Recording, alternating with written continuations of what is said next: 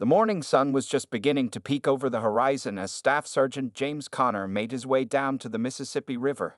He walked slowly, carrying his old fishing rod in one hand and a worn tackle box in the other. Even after 3 tough tours in Afghanistan, he still woke up at 5 a.m. every day. Old habits were hard to break. The air was cool and misty by the riverbank. James found a quiet spot where some rocks formed a natural seat next to the water.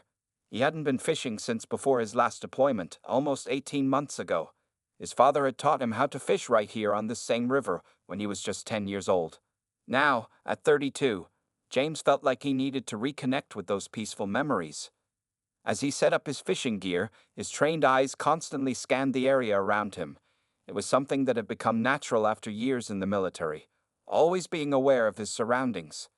The riverbank was empty this early in the morning, just the way he liked it. The only sounds were birds waking up and the gentle flow of the river. James opened his tackle box, the same one his father had given him for his 15th birthday. Inside were various fishing lures, hooks, and lines, all neatly organized. His military training showed even in how he arranged his fishing equipment. Everything had its place, everything was in order. He picked out a simple worm lure, remembering how his father always said, "Sometimes the simple things work best stun." The water looked promising today.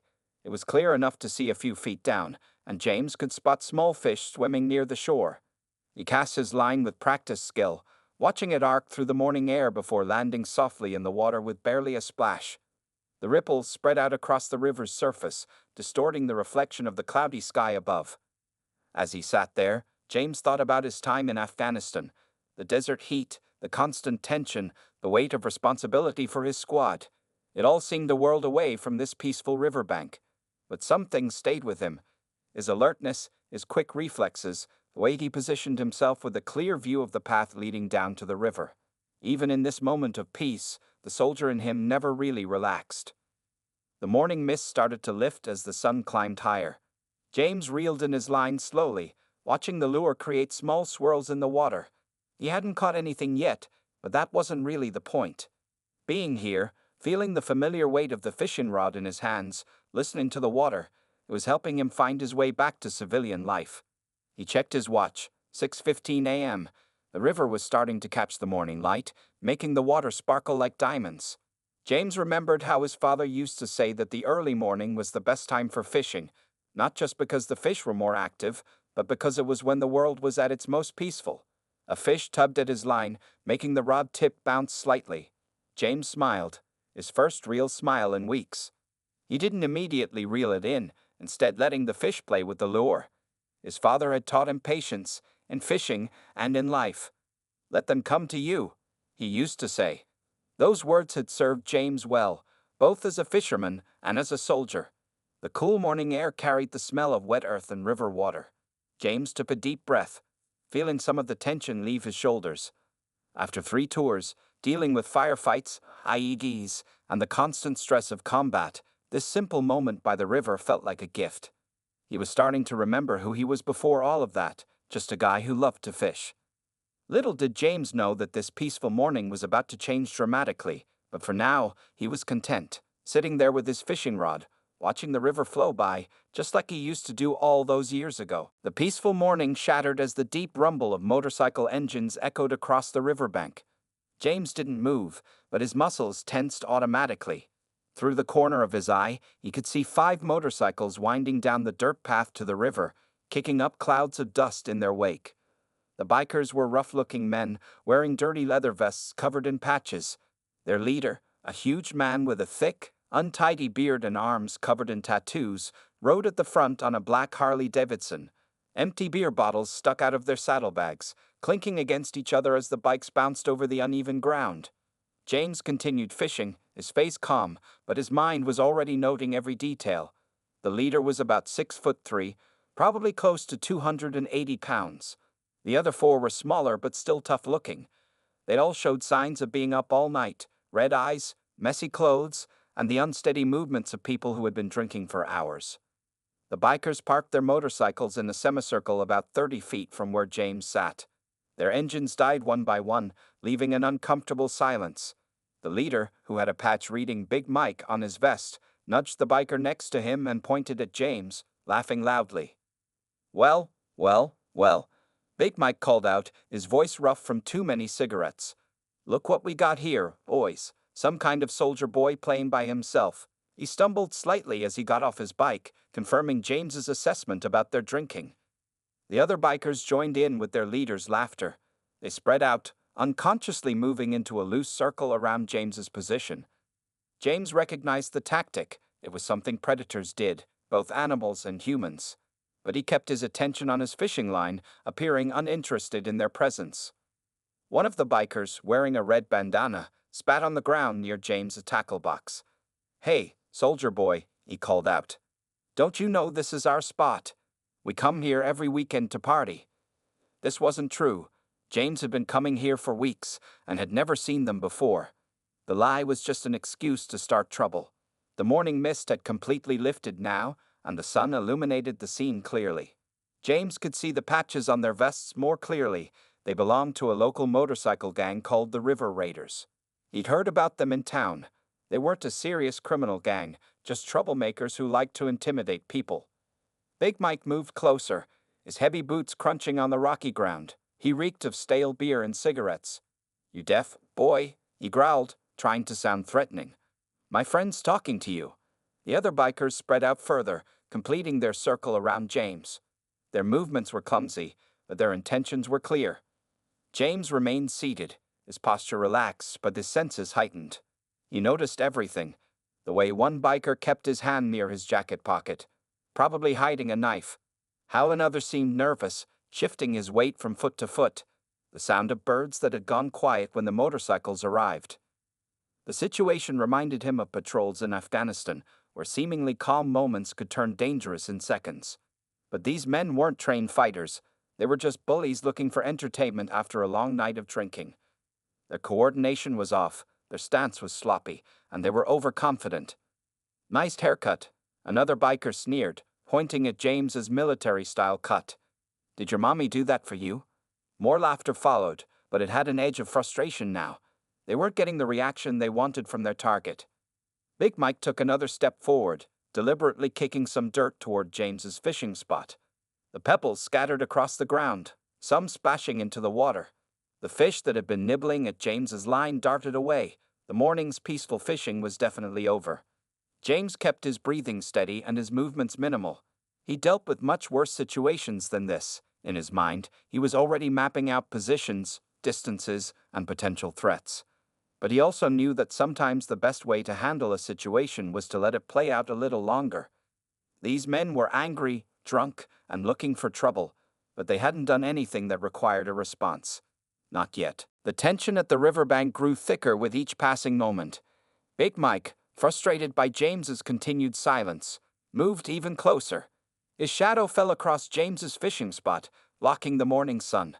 The other bikers watched eagerly, hoping their leader would teach this quiet soldier a lesson. "Maybe he's one of those shell-shocked veterans," one of the bikers said with a mocking laugh. "You know, the ones who come back all messed up in the head." He made a crude gesture, twirling his finger near his temple.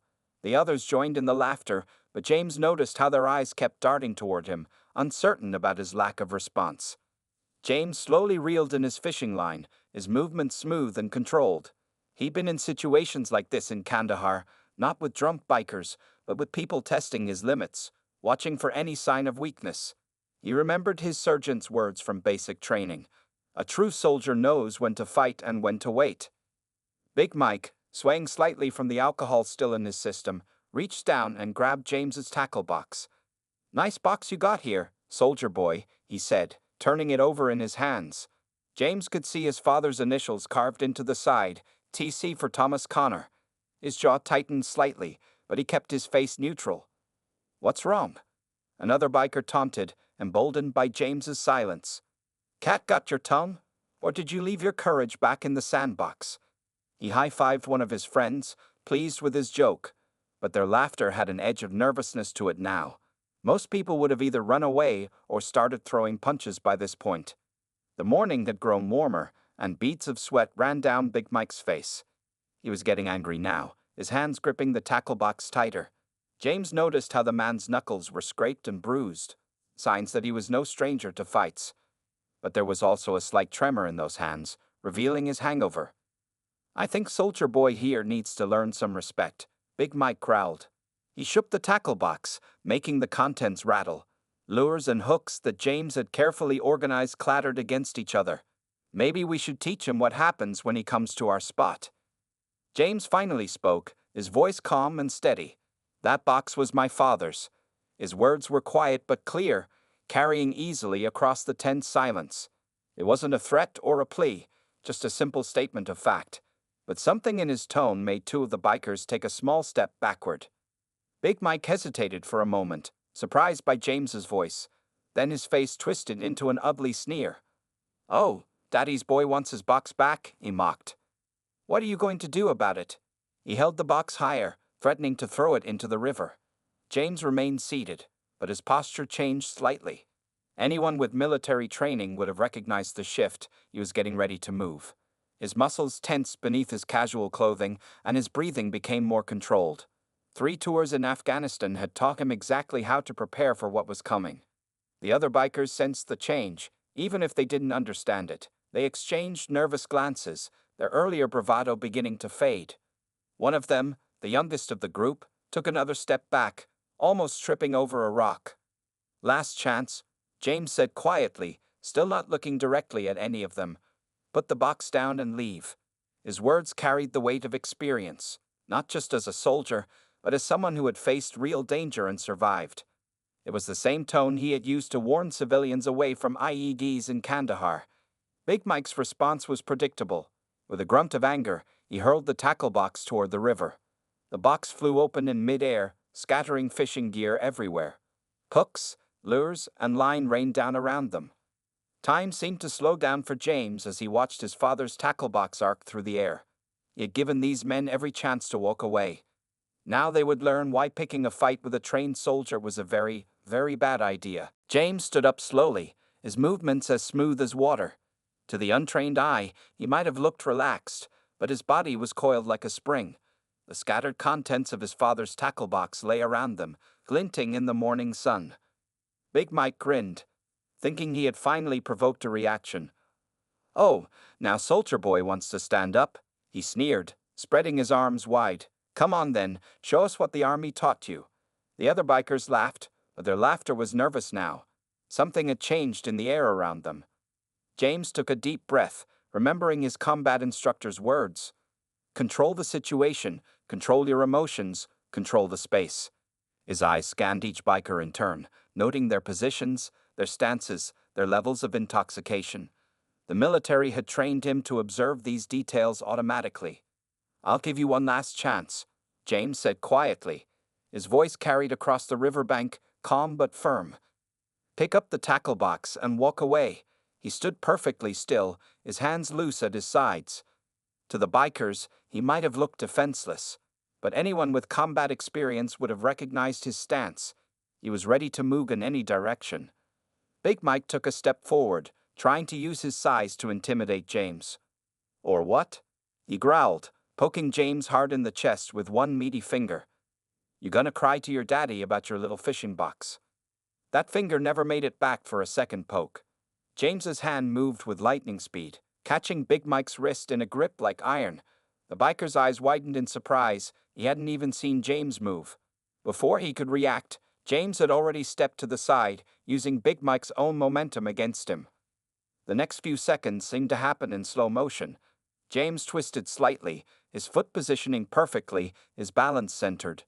Big Mike, still pushing forward from his attempted intimidation, found himself suddenly airborne. His boots left the ground, his body rotating through the air in a graceful arc that ended with a heavy splash in the shallow water of the riverbank. The other bikers stood frozen, their mouths hanging open. Their leader, all 280 pounds of him, had just been tossed into the river by a man half his size. And James hadn't even seemed to strain himself doing it. "What the hell?" one of the bikers shouted, reaching for something in his jacket. James noticed the movement instantly, his combat training identifying potential weapons before they appeared. His body was already moving, flowing like water between the remaining bikers. 2 of them came at him at once, trying to grab his arms, but James wasn't there anymore. He stepped between them, his movements precise and efficient, A slight redirect here, a gentle push there. He used their own momentum and alcohol-impaired balance against them. Both men stumbled, crashing into each other with grunt of pain. The biker with his hand in his jacket had finally pulled out a small switchblade. The blade clicked open, catching the morning light. James didn't even blink. He'd faced far worse weapons in Afghanistan. "Stop," James commanded, his voice carrying the full weight of military authority. The tone made the biker hesitate. It was the voice of someone used to being obeyed, someone who had dealt with life and death situations. Behind them, Big Mike was splashing in the shallow water, trying to get up but slipping on the muddy riverbed. His leather vest was soaked, and his beard dripped river water. He looked more like a drowned rat than a fearsome gang leader. James hadn't thrown a single punch. He hadn't needed to. Every movement had been defensive, using their own force against them. It was exactly how he'd been trained. Minimal force, maximum effect. But the bikers could sense that they'd only seen a fraction of what he was capable of. The morning sun was higher now, its light reflecting off the scattered fishing gear around them. The situation had reached its turning point. The next few moments would determine whether these bikers learned their lesson, or whether James would need to demonstrate more of his military training. The biker with the switchblade lunged forward, blade flashing in the morning light. James's combat training kicked in automatically. Time seemed to slow down as his mind processed the attack, just like it had during countless training sessions and real-world encounters. 3 years of close-quarters combat training took over. James stepped slightly to the left, letting the blade pass harmlessly through the space where he had been standing. His left hand shot out, catching the biker's wrist while his right hand clamped down on the man's elbow. One smooth twist, and the switchblade fell from nerveless fingers, landing softly in the dirt. "That was a mistake," James said quietly, maintaining his grip on the biker's arm. The man's eyes widened in fear as he realized he couldn't break free. James's hold wasn't painful, but it was completely secure, a technique perfected through hundreds of hours of practice. Behind them, Big Mike had finally managed to stand up in the river, water streaming from his clothes. His face was red with rage and embarrassment. "Get him," he bellowed, charging forward like an angry bull. 2 of his friends followed, while the third biker hung back, clearly having second thoughts about this fight. James released his grip on the knife wielder, pushing him gently but firmly away. The man stumbled backward, rubbing his wrist with a look of disbelief on his face. No one had ever neutralized him so easily before. Big Mike reached James first, throwing a wild haymaker punch that would have knocked out most men. But James wasn't most men. He ducked smoothly under the punch, letting Big Mike's momentum carry him forward. A slight tap to the bigger man's back as he passed was all it took to send him sprawling face first into the dirt. The 2 other bikers attacked together, trying to grab James from both sides. It was a basic strategy that might have worked against an ordinary person, but James had trained for multiple attackers. He stepped between them at the last moment, and their attempts to grab him resulted in them clutching at empty air. James moved like flowing water, never staying still, never meeting force with force. His attackers found themselves hitting nothing but air, tripping over their own feet, and running into each other. It looked almost comical, like a dance where only one person knew the steps. "Stop moving," one of the bikers shouted in frustration, swinging wildly. James caught the man's arm, redirecting his momentum. The biker's feet left the ground, and he found himself flying through the air, landing with a splash next to where Big Mike had first fallen. The remaining biker backed away, hands raised. "Look, man," he said, his voice shaking. "We don't want any trouble." It was a bit late for that, but James appreciated the sentiment. This one, at least, was learning. Big Mike, however, wasn't done. He pushed himself up from the dirt, his face now covered in mud and grass. With a roar of rage, he charged again, this time lowering his shoulder like a football player going for a tackle. James sidestepped once more, but this time he added a subtle twist to his movement. His hand found Big Mike's belt as the larger man passed, and he used the biker's own momentum to guide him. Big Mike's charge ended with him crashing headfirst into a bush near the riverbank. The whole sequence had taken less than a minute. Not a single punch had been thrown by James. He stood calmly in the middle of the chaos he had created, his breathing steady and controlled. Around him, the bikers were scattered, some in the water, some in the dirt, all of them looking significantly less confident than they had just minutes ago. The morning sun had fully risen now, illuminating the scene clearly. Scattered fishing gear still lay on the ground, and the sound of the river provided a peaceful backdrop to the aftermath of the brief but decisive confrontation. The contrast between James's calm demeanor and the disorder around him was striking. The fallen bikers struggled to their feet, their pride hurt more than their bodies. Big Mike pulled himself out of the bush, leaves and twigs stuck in his beard. His eyes burned with a dangerous mix of humiliation and rage. This fight wasn't over, not in his mind. "Nobody makes a fool of me," Big Mike growled, spitting out a leaf. He reached into his wet vest and pulled out a heavy chain. The metal links clinked ominously as he wrapped one end around his fist. "You're dead meat now, soldier boy." The remaining bikers spread out again, but differently this time. They moved with more caution, having learned that rushing in wouldn't work. Two of them pulled out their own chains, while another grabbed a thick branch from the ground. The last biker, the one who had tried to back away earlier, looked even more nervous now. James assessed the situation with practiced ease. His military training had prepared him for worse, much worse. In Afghanistan, he'd faced enemies with actual weapons, not just chains and sticks. But he knew this moment was dangerous. Cornered men with wounded pride often made desperate choices. 5 against 1 now, Big Mike said with an ugly smile. "Not so tough anymore, are you?" He started swinging his chain in a wide arc, water droplets flying from the metal links. The sound cut through the morning air like an angry snake. James remained perfectly still, only his eyes moving as he tracked each potential threat. His mind calculated distances, angles, and timing, just like he'd been trained. "You still have a choice," he said calmly. "Walk away. No one's been seriously hurt yet." One of the bikers, the one with the red bandana, laughed nervously. "Listen to him, Mike.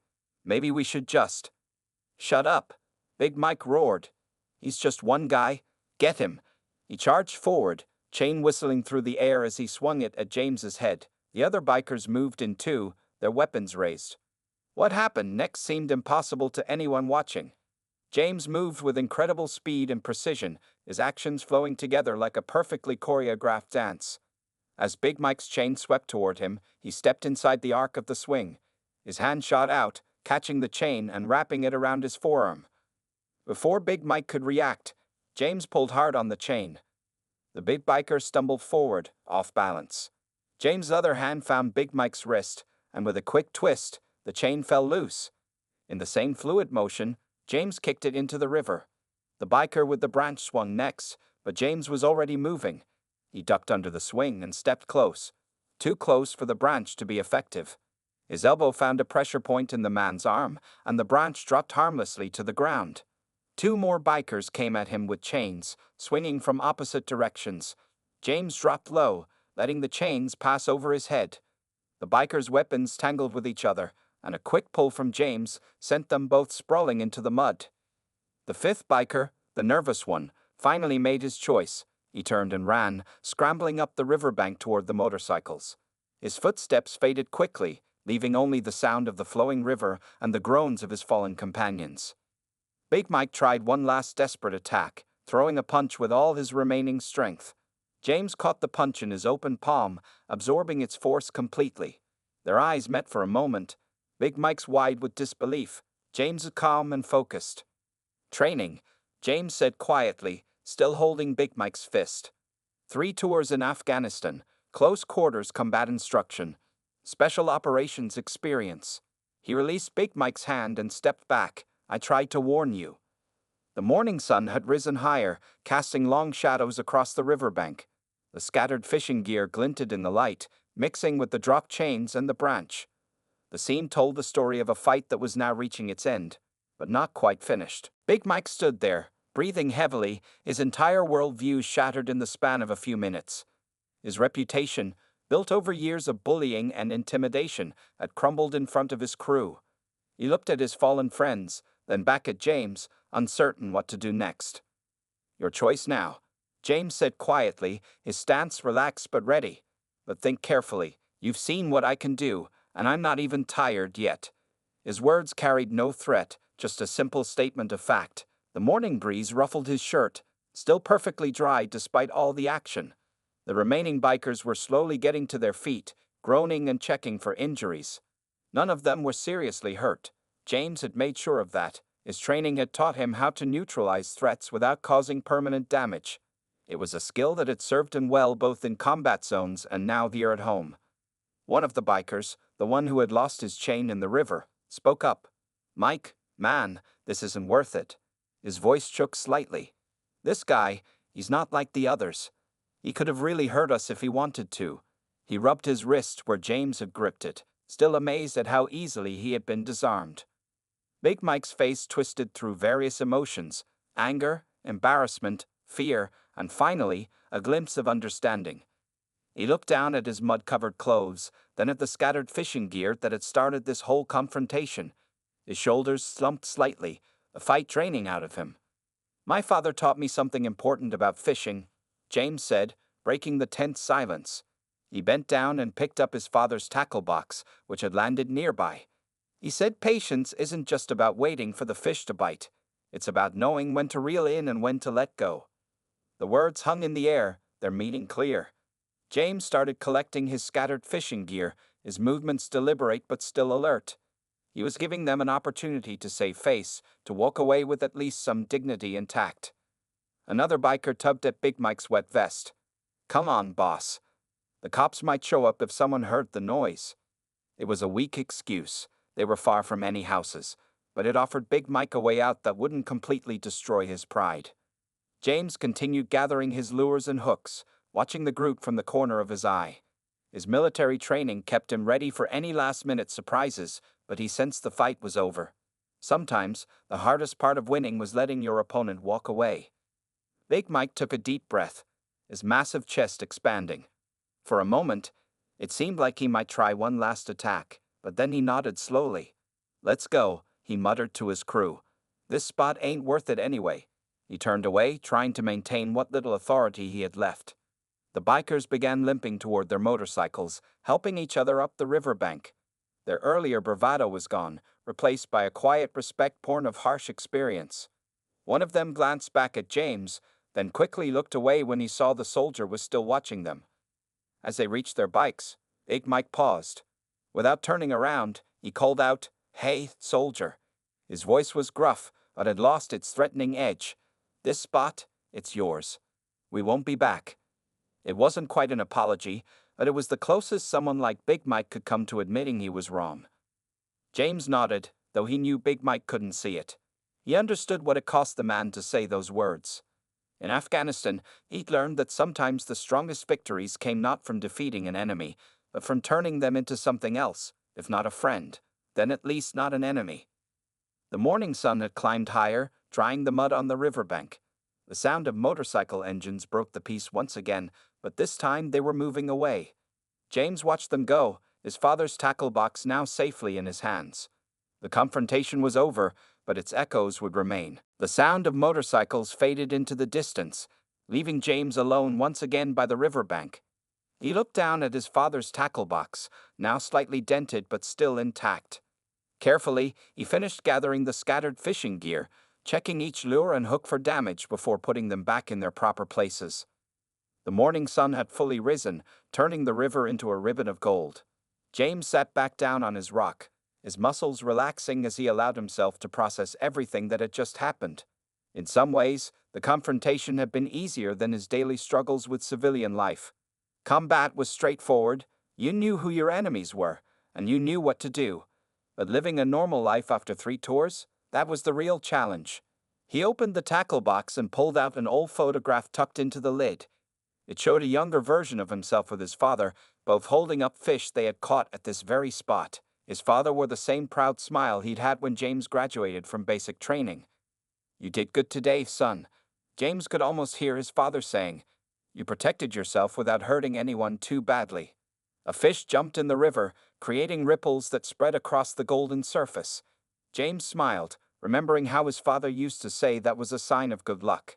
He picked up his fishing rod, checked the line for any damage from the scuffle, and cast it back into the water. The familiar motion felt therapeutic, washing away the last traces of adrenaline from his system. As he sat there, James thought about the bikers. He had seen the same look in their eyes that he'd seen in young soldiers' eyes after their first real combat experience. the realization that the world wasn't quite what they thought it was. Maybe they'd learn something today. Maybe the next veteran they met would be treated with more respect. A police car drove slowly past on the road above the riverbank, probably responding to someone's call about the noise. But they were too late.